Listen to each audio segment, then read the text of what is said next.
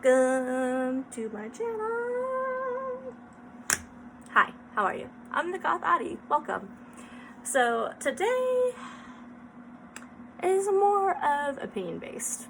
Okay, so some of these you might agree, and some you might be like, really? So today we're going to talk about autistic characters.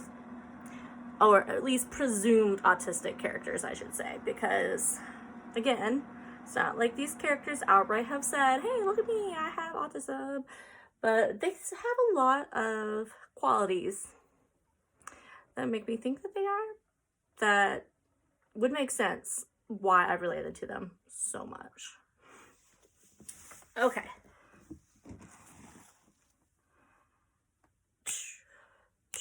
I'm really hoping that in the future we will get more actual characters that say they are autistic.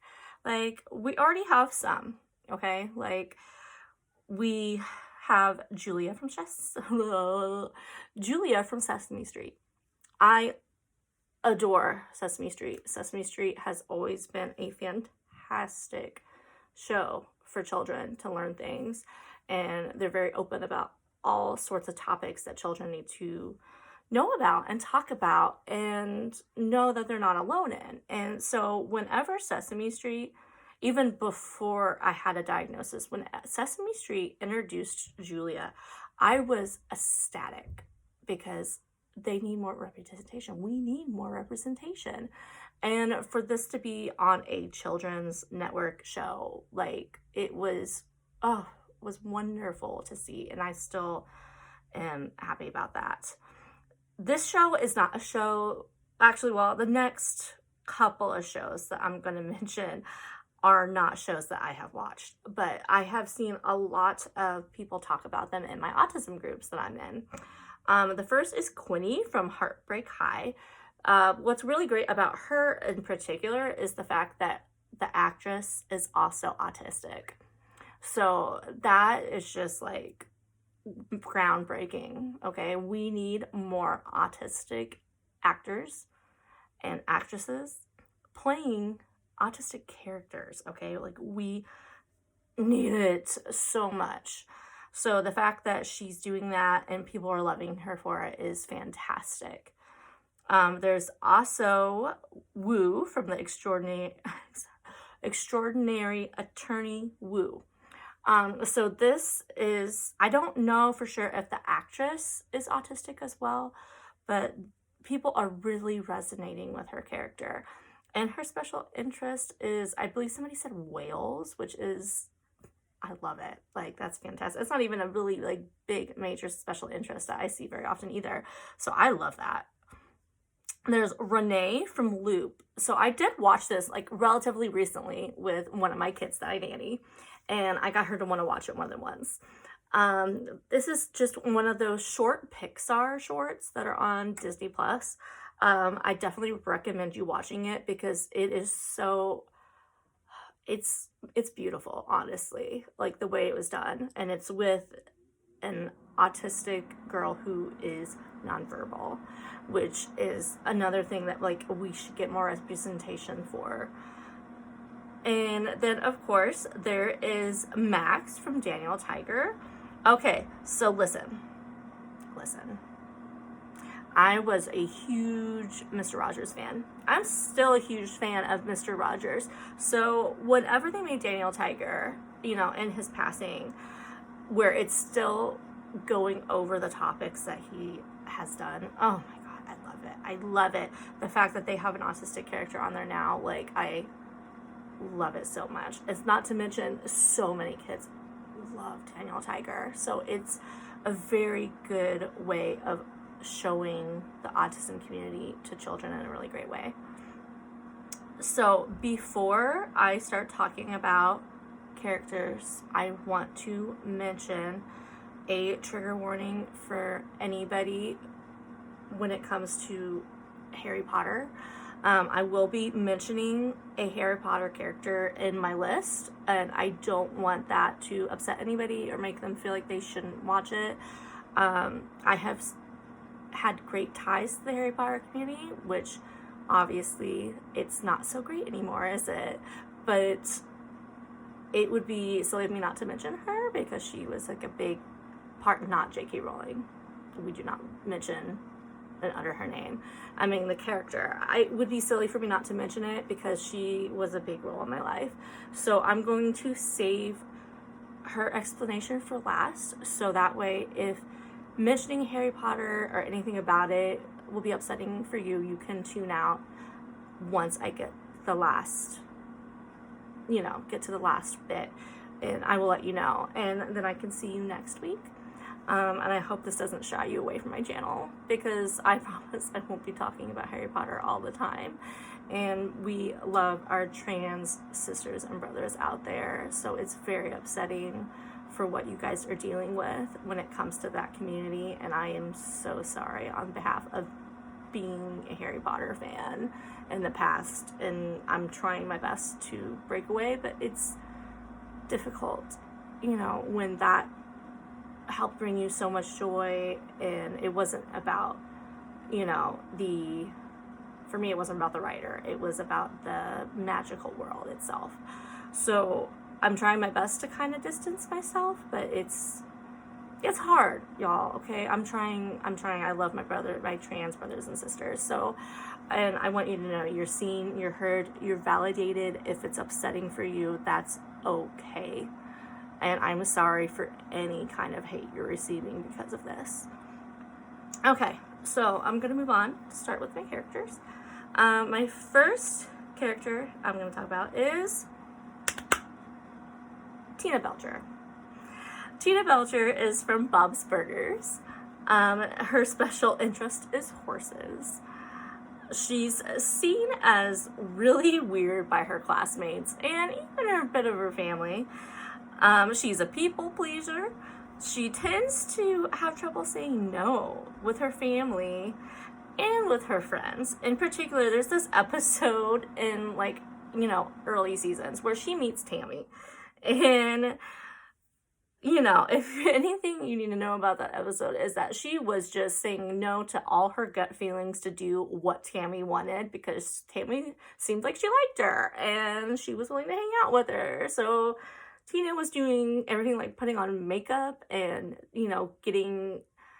having boys over where she wasn't supposed to, like anything to please this friend, which I can say for my behalf, and I'm sure a lot of you can relate to that, because I sure do. She also has big trouble flirting, and let me tell you, that's pretty prevalent a lot in the autistic community, I've noticed. And in particular, I do not know how to flirt. I am weird as hell. And at any time I'm trying to flirt, even now with my boyfriend, he laughs at me and he's like, "What are you doing?" I'm just like, "I'm just trying to be pretty." I don't know. I don't know how to do it. I don't understand how y'all can do it that are neurotypical. No clue.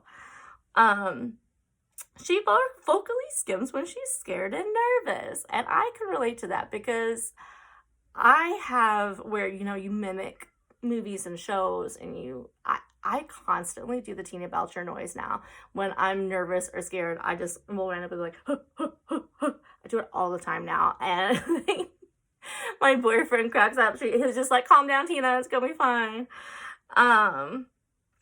I think it's very possible that she's hyperplexic because she might not be, okay? But the fact that she loves writing fan fiction and reading about horses and whatnot, I would like to think that she probably is. And then, of course, she's got to have some kind of sleeping disorder, y'all, okay? She thrashes. It's a joke between me and my boyfriend as well, because I have a lot of severe sleeping disorders.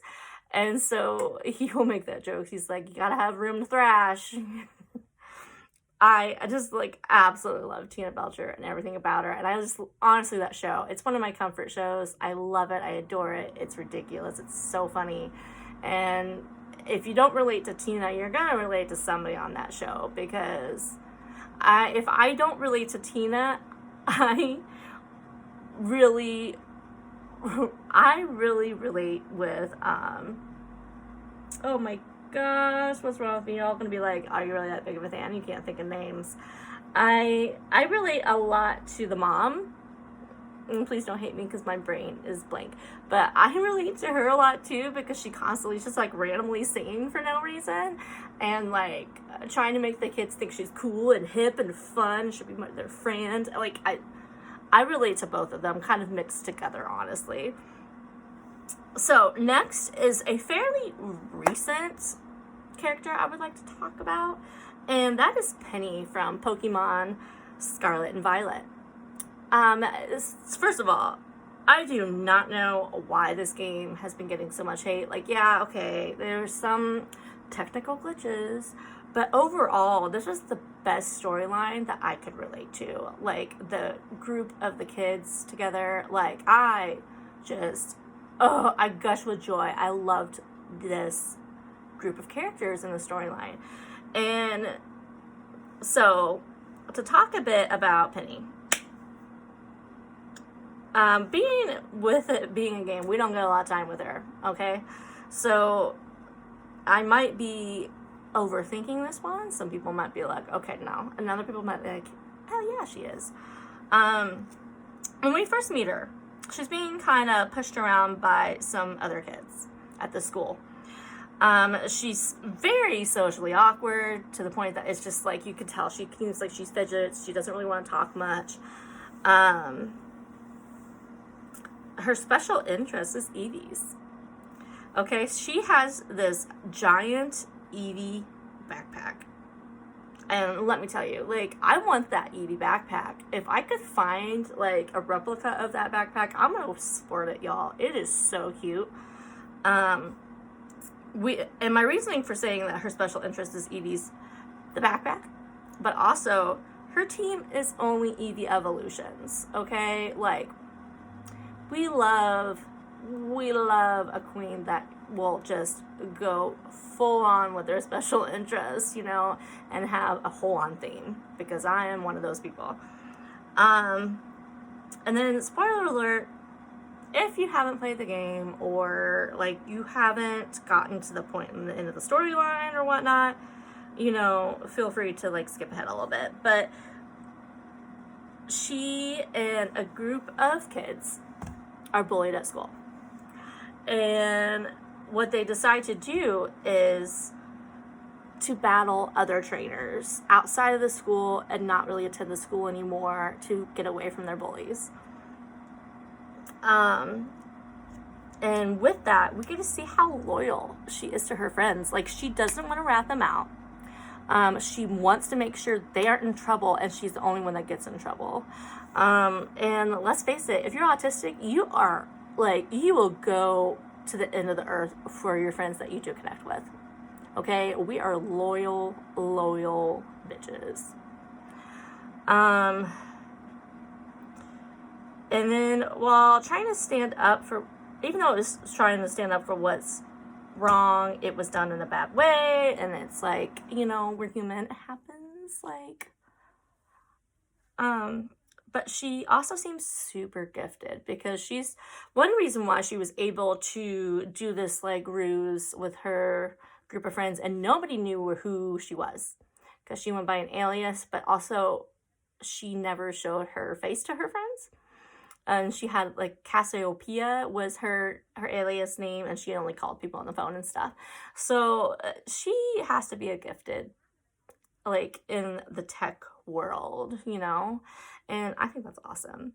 But also, she had badass hair, okay? She had, like, a bowl/pixie cut, and it was, you know, duro dyed like mine, but different colors. And, like, I'm telling you, if Pokemon World was real, she would probably be my best friend. Okay.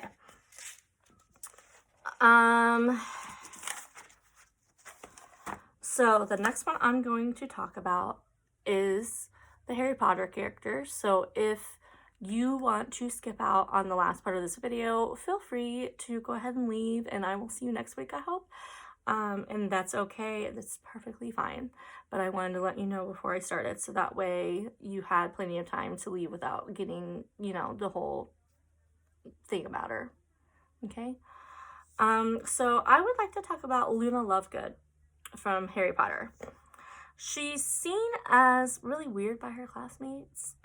She doesn't have a lot of changes in her voice. It's pretty, it's not exactly what you think of monotoned. You talk like a robot. It's not like that, but it's kind of like a high, whispery voice, but doesn't really have any inflection.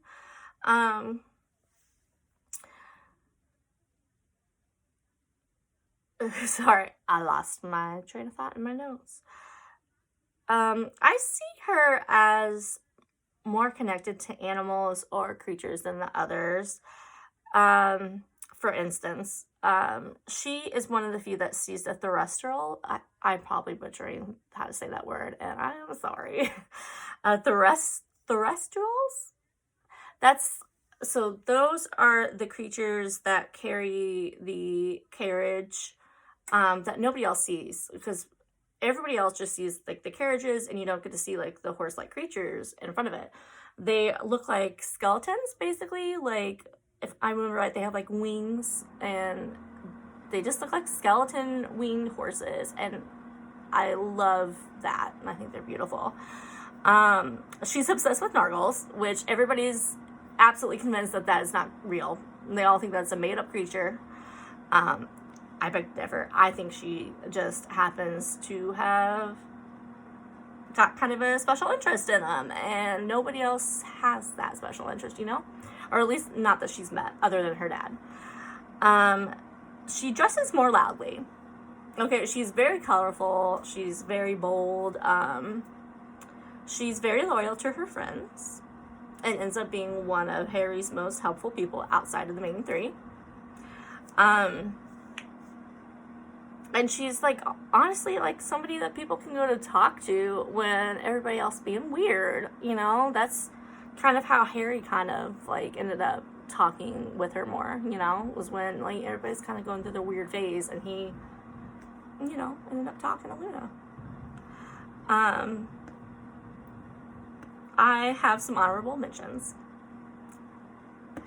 Those being Phoebe from Ghostbusters Afterlife. When I saw that movie, okay, I've already been a huge Ghostbuster fan, and then I saw that movie, and I was like, oh my god, she's so autistic, I love her. I would be her best friend in high school too, I'm not gonna lie. Like, she's fighting ghosts, man, she's so cool. Abed from Community. I loved Community when it was on, and although they never really outright said his character was, I feel like it was pretty well, like, understood that he was. And hilarious. And he loves his friends. Very smart. Lucy from I Love Lucy. Now hear me out, okay? I Love Lucy was one of my biggest special interests when I was younger. She was weird and quirky. Her special interest was movies and actresses and actors. And she had one really good friend. People thought she was weird.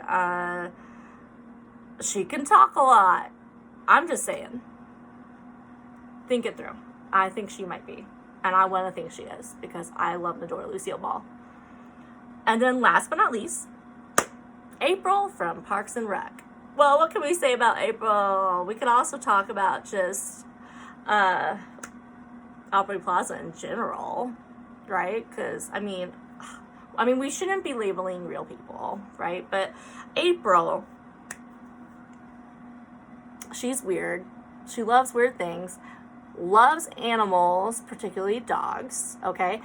Her special interest, I would say, is just the weird and creepy and unusual. Like, she's so weird, and I love her so much. I relate a lot to her and Andy if they were mixed together, but also as a couple with me and my boyfriend, I am definitely the April to his Andy. So I love her, and I love that show so much. It's another comfort show for me. So do you have any characters out of movies, books, or TV that you feel like might possibly be an autistic character? let me know in the comments, because I'd love to hear of some more, because I think it's a really fun, interesting topic to be like, I think she might be. You know what I mean? We need more of it. We need more representation. And I really hope we get that in the next so many years, you know? Because we need more. Especially depicting women and not depicting us as a super big stereotype. Like, we need more well-rounded autistic characters out there for little kids to grow up with, for us to relate to, and feel like we're seen. You know, I hope you had a great time watching my video, and I'll see you in the next one.